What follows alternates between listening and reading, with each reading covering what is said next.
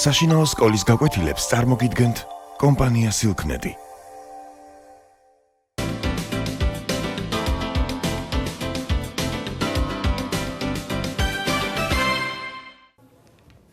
მოგესალმებით. დღეს ჩვენ რამდენიმე საკითხს შევეხებით წმინდა შუშანიკის წამების ტექსტიდან, რომელთა გაგებაც აუცილებელია იმისათვის, რომ ავტორის მიზანდასახულებას სწორად ჩავწვდეთ. ნაწარმოები დღევანდელი სახით, რაც არის ჩვენამდე მოღწეული, ასე იწყება. და დამტკიცებულად გითხრა თქვენ აღსასრული წმინდისა და სანატრელისა შუშანიკისი.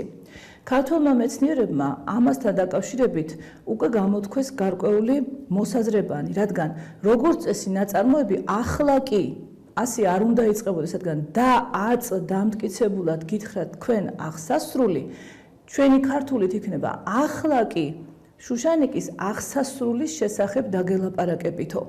არც ასეთი დაწყებაა მოსალოდნელი ანუ ახლა კი და არც პირდაპირ აღსასრულთან არ უნდა იყოს თხრობა დაკავშირებული ნაწარმოების პირველი სტრიქონებიდანვე. ამიტომაც ქართველ მეცნიერთა ნაწილი ვარაუდობს, რომ შესაძლოა ტექსტი ნაკლულია, რადგან როგორც წესი პირველ რიგში თავფურცლები ზიანდებოდა ხოლმე და იკარგებოდა საუკუნეთა განმავლობაში, როცა გადაწერა ხდებოდა ნაწარმოებებისა, ხოლო შემდგომში კი, როცა მოხდებოდა რესტავრირება ამა თუ იმ წიგნის, შესაძლოა ვეღარ აღედგინათ რაღაც გარკვეული ნაწილი. ამიტომ ქართველ მეცნიერთა ნაწილი ვარაუდობს, რომ ტექსტი ნაკლულია. თუ ჩვენ პირველ თავში ასეთ ფრაზებს დაუკვირდებით, როგორიც არის ვითარცა იგი ვთქვით, ჩვენებურად როგორც უკვე ვთქვით. ანდა იყო ღვთისმოშიში ბავშვობიდან მოყოლებულიო, ჩვენ კი ბავშვობაზე არაფერი გვითქვამს, აი ამ ფრაზებსაც თუ მივამატებთ დასაწყის, შესაძლოა ვივარაუდოთ, რომ ნაწარმოები არასრულყოფილია მართლაც და სადღაც ან სხვა ნაწარმოებში, ან რომელიღაცა სხვა ნაწილში ლაპარაკი იყო შუშანიკის ბავშვობაზე, რომელიც სამწუხაროდ ჩვენამდე მოღწეული არ არის. ხოლო მეორე ნაწილი მეცნიერთა ფიქრობს, რომ შესაძლოა ეს იყოს ეპისტოლარული, ანუ წერილის ფორმის დასაწყისის მანერით გამოწვეული, რადგან აგიოგრაფიული თხზულებანი ძირითადად ეკლესიის საჭიროებისათვის იწერებოდა, როგორც ჩანს, აქ იყო მიმართვის ფორმა, როცა მოძღვარი იწყებს ქადაგებას ეკლესიაში და ის აი ახლა კი შუშანიკის აღსასრულის შესახებ გიამბობთ. ასეთი ორი აზრი არსებობს ქართველ მეცნიერთა შორის. თქვენ რასაკვირველია, შეგიძლიათ რომ თქვენ თვითონ გამოიტანოთ დასკვნები, ან და მოძებნოთ შესაბამისი არგუმენტები, რომ ან ერთ მოსაზრებას დაუჭიროთ მხარი და ან მეორეს. პირველი თავი ნაწარმოებისა ასე იწყება. იყო მერვესა წელსა სპარსთა მეფისასა კარად სამეფო წარემართა ვარსქენ პიტიახში. ამ წინადადებაშიც ბევრი რამ საინტერესო და დასაკვირვებელ ჩასაფიქრებელია. რადგან რადგან იაკობ ხუცესი, მოგეხსენებათ ხუცესი მღვდელს ნიშნავს, იწყებს ნაწარმოებს და ათარიღებს რაღაცა გარკვეულ მოვლენას პეროზის გამეფებიდან, გასაგები ხდება, როგორი დიდი ზეგავლენა ჰქონდა სპარსეთს საქართველოში.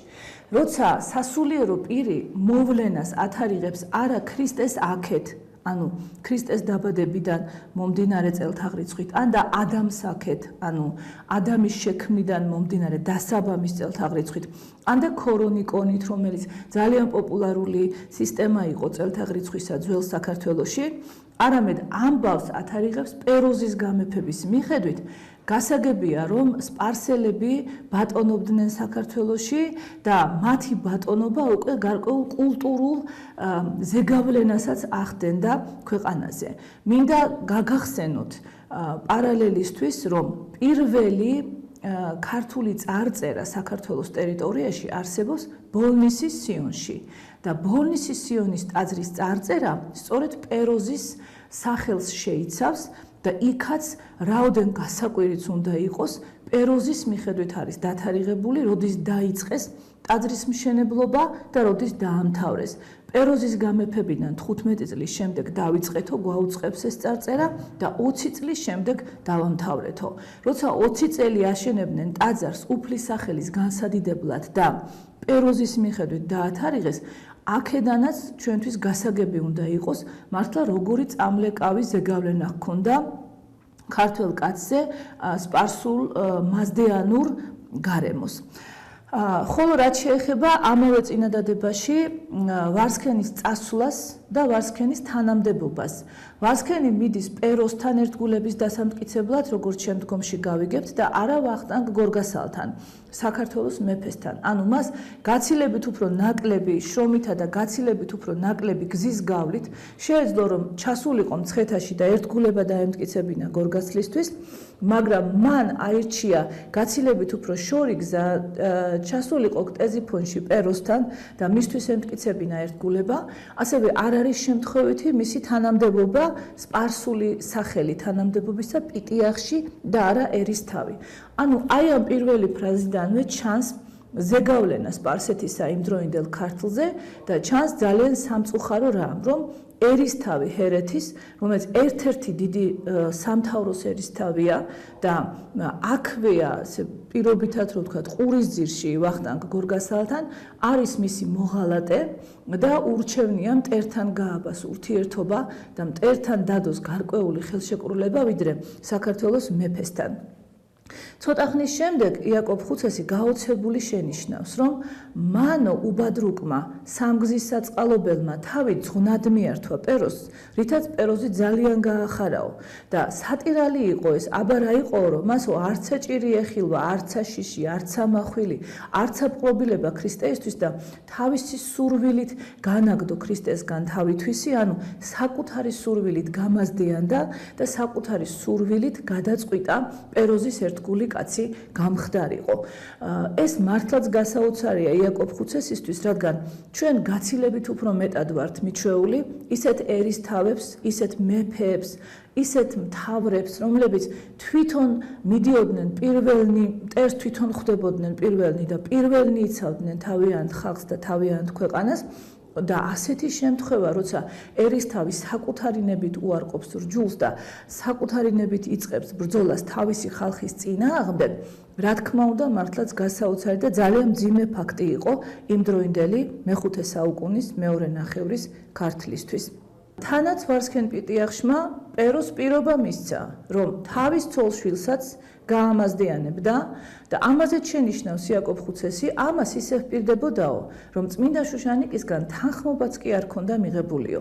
როცა ადამიანი საკუთარი მეუღლის და შვილების გამაზდიანებას ფიქრობს, იგულისხმება, რომ ის არ დატოვებდა თავისი იძულებითი ბრძოლის გარეშე დანარჩენ მოსახლეობასაც ჰერეთის საპიტიახშოსი და ანუ ძალიან სერიოზული საფრთხის წინაშე იდგა ჰერეთში მცხოვრები მაშინდელი ქართველობა. მიზანი ერთადერთი ჰქონდა ვარსქენ პიტიახს, რაითამცა სათნო ეყო მეფესა. ანუ ჩვენებურად რო ვთქვათ, რათა თავი მოეწონებინა პეროზისათვის. მან კიდევ ერთი ნაბიჯი გადადგა, პეროს ასულის თხოვა ცოლად. რადგან ფიქრობდა ალბათ, რომ პეროზის სიძეობა მას კიდევ უფრო მეტად დაახლოვებდა პეროსთან და კიდევ უფრო მეტ ძალას შეხმატებდა ვარსქენ პიტიახს ვახტანგ გორგასლის წინააღმდეგ ბრძოლაში. შესაძლოა ამას მეფობის სურვილიც ჰქონდა, ეს ჩვენ შეგვიძლია ჩვენით ვივარაუდოთ და უნდოდა რომ პეროზის დახმარებით შეევიწროებინა ვახტანგ გორგასლის ხელისუფლება საქართველოში. რა თქმა უნდა, სიძეს პეროზი გაცილებით უფრო მეტად დაუჭერდა მხარს და გაცილებით უფრო თავის ადამიანად ჩათვლიდა. პეროზმა გაიხარაო და სიხარულით ბრძანა თავისი ერთ-ერთი ასული ვარსქენის ცოლად, რადგან მას ამით ერთგული მსახური ქართველი ერისთავი უვარდებოდა ხელში და რა თქმა უნდა პეროზი ამას მართლაც მიიღებდა ძალიან დიდი სიხარულით. ვარსქენი როცა გამოემართა იქიდან, გახარებული რომ პეროზის კეთილგანწყობა დაიმსახურა, უკვე მოდიოდა რა ქართლში, მას თავისი მიზანი ჰქონდა, როგორც თვალთმაგს და ორმაგი ბუნების კაცს. მას სურვილი ჰქონდა, რომ ქართლში იგი საყვარელ კაცად დაბრუნებულიყო, ერთგულ კაცად და ამიტომ არ შეემჩნევინებინა თავისი თანამემამულეებისათვის, რომ მან სერიოზული ნაბიჯი გადადგა, სერიოზული შეცდომა დაუშვა, თუ ეს შეცდომა იყო, ანდა გააზრებულად გადადგა ნაბიჯი ისეთი, რომელიც მტრისთვის იყო სასიკეთო და სახარბიელო და მოყვრისთვის კი ძალიან საორჭოფო და ძალიან საშიში. ამიტომ როგორც კი მიუახლოვდა ჰერეთის საზღვარს, მან სადიასპანო ცხენით, ანუ საელჩო ცხენით გამოაგზავნა კაცი და ბრძანება გასცა მიგებებოდნენ თავისი შვილები და ძეები და მიგებებოდა ქართლის ხალხი, რომ რათაო იაკობი გეუბნება მათ გამო ვითარცა ერთგული სოფლად შემოსულიყო. ანუ მას სურვილი ჰქონდა, რომ ქართველებს ისევ ერთგული კაცი ჰგონებოდათ და მიიღოთ მშვიდად როგორც ჩვეულებრივ ერისთავი ერთგული და როგორც მასთან ურთიერთობას ამყარებდნენ, ისეთივე პატივისცემი და სიყვარულით სავსე ურთიერთობა შეენარჩუნებინა ქართულ მოსახლეობაში. აი ეს ორმაგი ბუნება სხვათა შორის ყველაზე უფრო საშიშია, რადგან გაიძვერული ბუნება სწორედ ეშმაკური ბუნებაა და გაგახსენებთ მე თქვენ ადამისა და ევას დაცემა გველმა გამოიწვია, ეშმაკი გველის სახით გამოეცხადა მათ, იმიტომ რომ გველი იყო ადამის ყველაზე ახლო მეგობარი და ევა ძალაუნებურად, რადგან გველი პირველად ევას დაელაპარაკა, ევა ძალაუნებურად მასთან ურთიერთობდა იოლად და მშვიდად, როგორც თავისი ქმრის უახლოეს მეგობართან. ამიტომაც მიიღო მან უკრიტიკოთ და დაუფიქრებლად ის, რაც მას გველმა უთხრა. აქედან გამომდინარე, როცა ვარსქენი სწორედ ასე თვალთმოქცურად იქცევა, იგი გველივით შემოძვრება ქვეყანაში და ამიტომაც არის ალბათ, რომ შუშანიკის წამების ერთ-ერთ ვარიანტში ვითარცა ერთგულის ნაცვლად წერია ვითარცა გუელი, ანუ ვითარცა გველი, რადგან ჰაგიოგრაფს ამით არაფერი შეუცვლია. მან თქვა, რომ ის გველივით უნდა შემოსულიყო ქვეყანაში, ანუ გგონებოდა ერთგული კაცი და სინამდვილეში ყოფილიყო ორგული და ქვეყნის დამაქცევარი. როგორც კი დიასპანი მივიდა შუშანიკთან, წმინდა შუშანიკი მაშინვე მიხვდა თავისი დაკვირვებული ბუნებით, რომ რაღაც ვერ იყო ისე, როგორც საჭირო იყო იმდროინდელი ქართლისთვის და მისი ოჯახისთვის და ამიტომ ჰკითხა ამ კაცს აფიცებდა და ჰკითხავდაო, ანუ მას პირდაპირ არ უნდოდა პასუხი გაეცა, როგორც ჩანს და დედოფალმა დააძალა ეთქვა, ცოცხალი იყო თუ არა ვარსქენის სულით.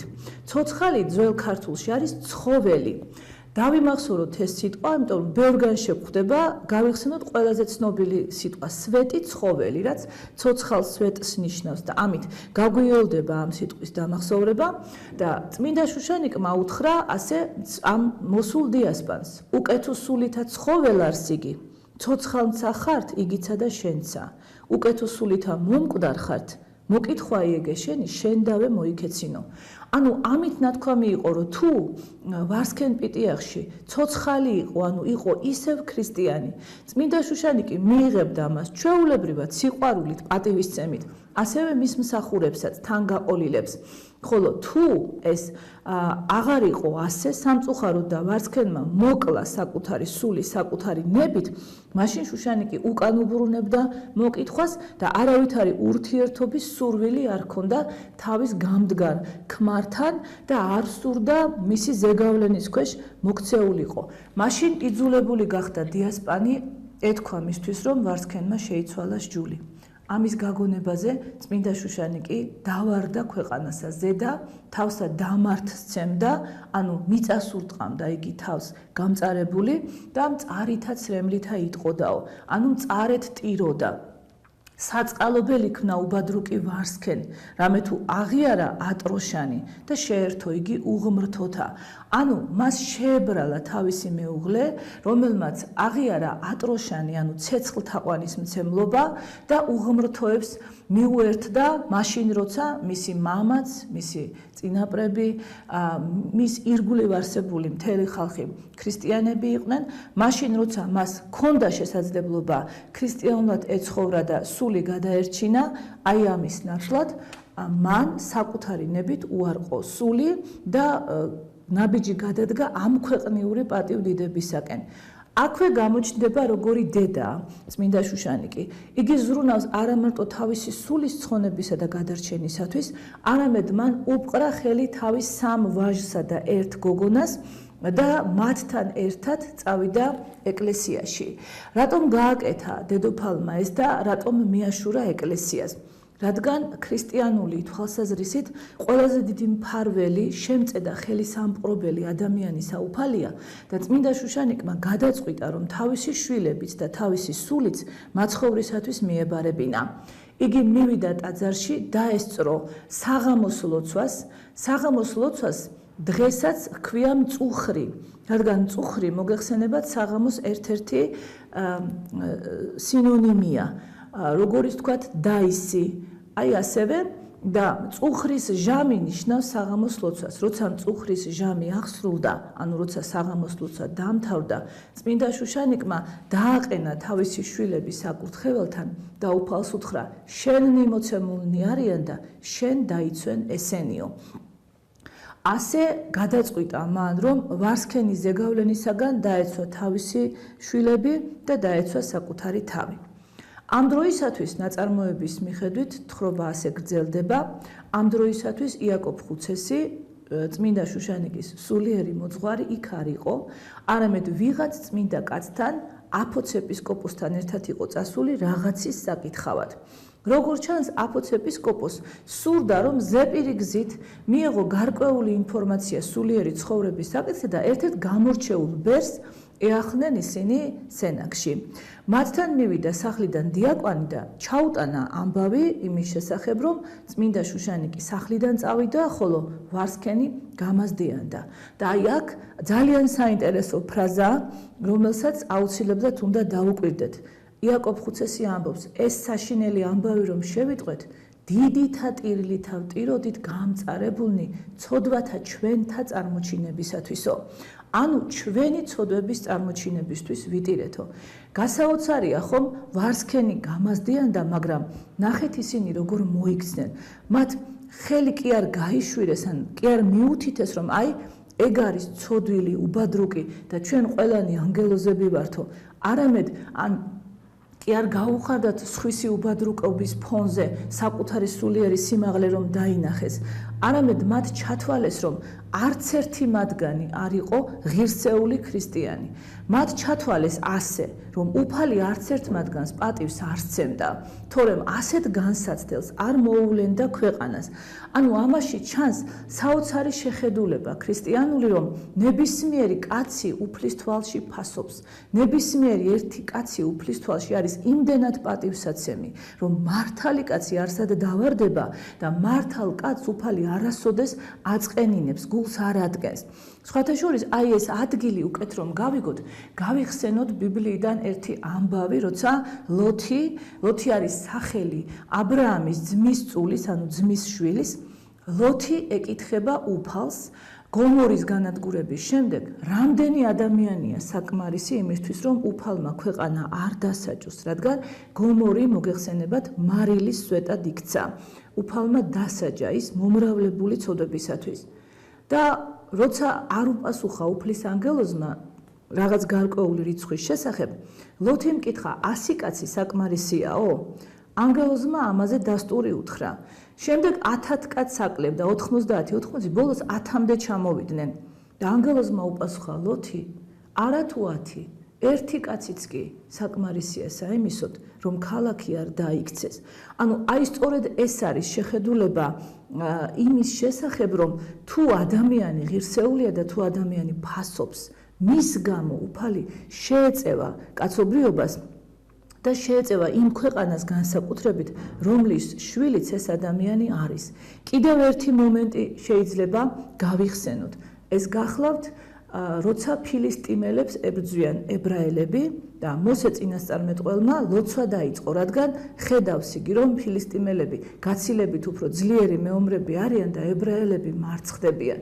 და საოცარი იყო, მოსე ასწევდა ხელებს და ლოცულობდა, ებრაელები იგებდნენ. როგორც კი მოსე ხელებს ჩამოსწევდა, ებრაელები აგებდნენ. მაშინ მოიფიქრეს და აქეთ-იქიდან ამოუდგნენ აარონი თავისი ძმა და იესო ნავესზე.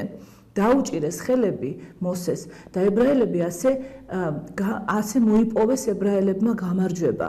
აი მაშინაც გამოჩნდა რომ ერთი კაცის ლოცვამ უზარმაზარი მადლი დაატრიალა და სხვა დროსაც არის ისეთი მომენტი, როცა უფალს ევედრება მოსე და უფალი აუხსნის მოსე, მე შენ გამო ძალიან ბევრჯერ ებრაელები გადავარჩინეო. ანუ აი სწორედ ეს განცდა ჩანს იმ დროინდელ საძმოში და ძალიან კარგია ჩვენთვის რომ მეხუთე საუკუნის ქრისტიანებს უკვე ჰქონდათ ჩამოყალიბებული საოცრად ქრისტიანული მრწამსი, ისინი ცხოვრობდნენ ამ ნორმების მიხედვით და ესმოდათ ძალიან კარგად რას ნიშნავს ღირსეული ქრისტიანობა და როცა ამ ხელა განსაცდელი დაატყდა საქართველოს თავს და როცა პიტიახში გაუმაზდეანთათ მათ და უკვე პიტიახს უნდა დაეწყო თავისი ქვეყნის წინააღმდეგ ბრძოლა, თითოეულმა მათგანმა თითი საკუთარი სულისაკენ გაიშვირა და თითოეული მათგანი მიხვდა, როგორ დაცემულნი, ცოდვილნი იყვნენ ისინი და როგორ აკლდათ ქრისტიანული სრულყოფისათვის ბევრი რამ, რომ მათ გამო უფალმა არ დაიფარა იმ დროინდელი ქართლი განსაცდელისაგან. ეს მათი განცდა იყო, რა თქმა უნდა, ჩვენ ასე პირდაპირ შეგვიძლია არ გავიგოთ ეს, მაგრამ გავიგოთ, როგორი წინაპრები ყვავდნენ ჩვენ და როგორ განიცდიდნენ ყოველ ნაბიჯს, ყოველ სიტყვას თავისი ნამოქმედარიდან. ჯერჯერობით ამით დავკმაყოფილდეთ და გავაგრძელებთ შემდეგში. ნახვამდის, გმადლობთ ყურადღებისთვის.